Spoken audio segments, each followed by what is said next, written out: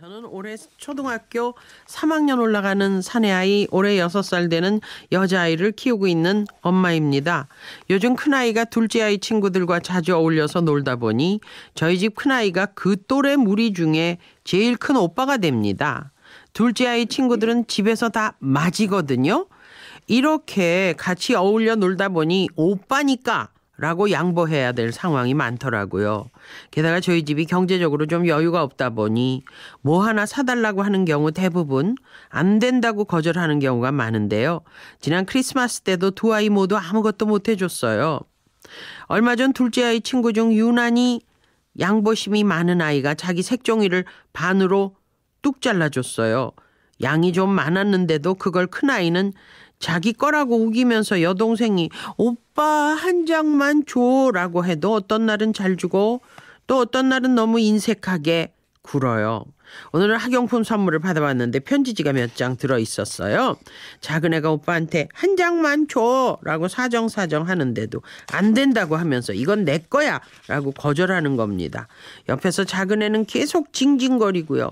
보다 못한 제가 넌 여러 장 있잖니? 그중에 몇 장만 동생 줘라 라고 하니 엄마 이건 내 건데 왜 동생을 줘야 해?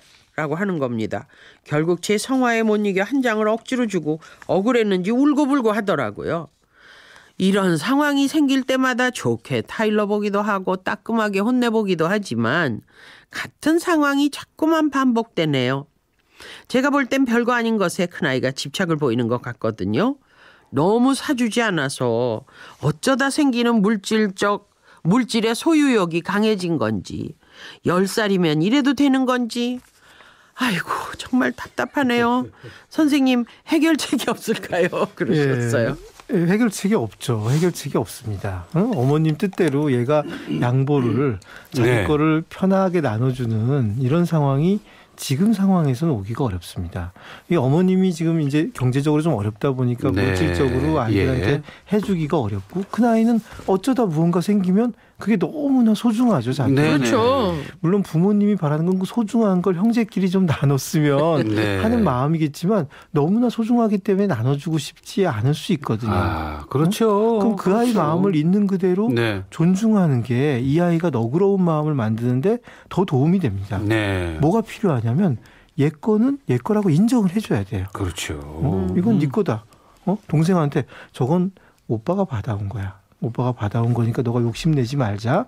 혹시 오빠가 주면 고맙지만 너가 너무 달라고 하지 말자. 응? 오빠가 싫다고 하면 그만 말해야 돼. 그리고 둘째는 뭐 억울해서 계속 울 수는 있겠죠. 근데 거꾸로 둘째한테 그러면 나중에 엄마가 작은 걸 좀 사실 편지지가 그렇게 대단히 비싼 건 아니지 않습니까? 그렇죠.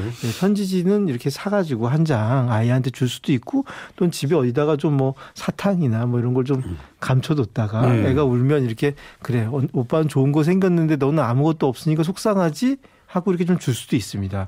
혹시 오빠가 동생한테 기꺼이 이렇게 엄마가 동생한테 억지로 주라고 안 하고 뭐 자기 걸 인정해 주니까 오빠가 좀 나서서 줄 수도 있거든요. 애가 원하면. 그럴 때는 많이 칭찬하면서 오빠도 그런 사탕이나 초콜릿을 또 하나 주고 이런 식으로 인정을 하면서 우선 이렇게 아이가 양보할 수 있게 만들어야지 억지로 양보하게 만들면 절대 양보하지 않는 아이가 됩니다. 그런데 그 오빠가 동생에게 위에 아이가 밑에 아이에게 양보하잖아요. 양보하는 걸 보면은 그 부모의 무언의 압력 이거가 조금 작용하는 것 같아요. 그렇죠. 그런 분위기는 분명히 풍겨야 돼요. 양보하는 게 좋은 거다.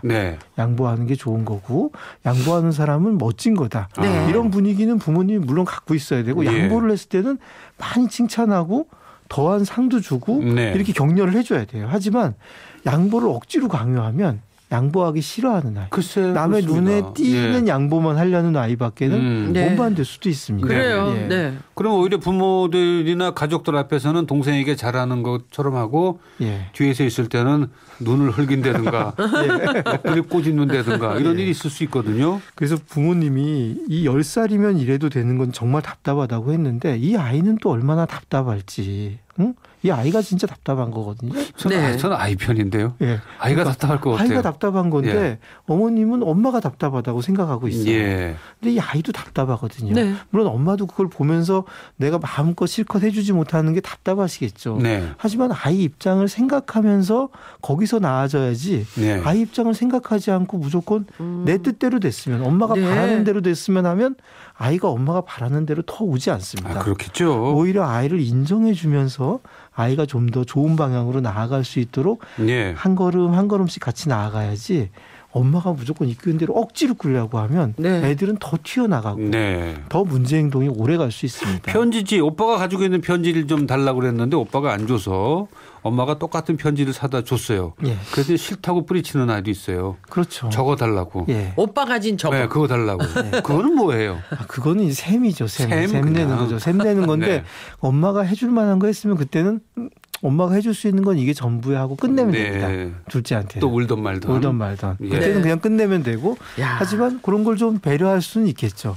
작은 배려를 아이들한테 조금 해주셨으면 좋겠어요. 어찌 보면 아주 큰 배려, 대단한 물건이 필요한 게 아니라 예. 마음의 배려, 인정해 주는 거, 작은 물건들을 통해서도 얼마든지 아이는 그래도 엄마가 내 생각하고 있구나, 내 마음 알아주는구나 이런 생각은 가질 수 있거든요. 네. 대단한 게 아니라 작은 거라도 아이 마음을 이해하고 배려하는 마음으로 키우시면 네. 아이들 마음속에도 여유가 생길 수가 있거든요. 장남이나 장녀에게 위에 언니나 오빠로서 동생을 네가 좀 보살펴야 된다 하는 부담을 좀 주게 되거든요. 예. 그게 어떻게 좀 악영향일까요? 예, 그 옛날식이죠. 옛날식이고 지금은 네. 그렇게 키우면 좋지 않고 네네. 또 장자한테 뭐 대단한 걸 주는 것도 없지 않습니까? 이제 옛날처럼 뭐 집안을 전부 재산도 전부 장자가 다 상속하고 이런 것도 아닌 상황에서는 그렇게 키우는 게 옳지 않습니다. 예. 네. 똑같은 형제 한 명으로 키우는 게 좋습니다. 네. 혹시 싸우더라도 뭐 예. 누가 양보해야 된다 이런 거 예, 그런 혹시? 말도 하지 않고요. 네. 형제간에는 큰 애가 밑에 애를 혼내는 것도 하지 말도록 해야 됩니다.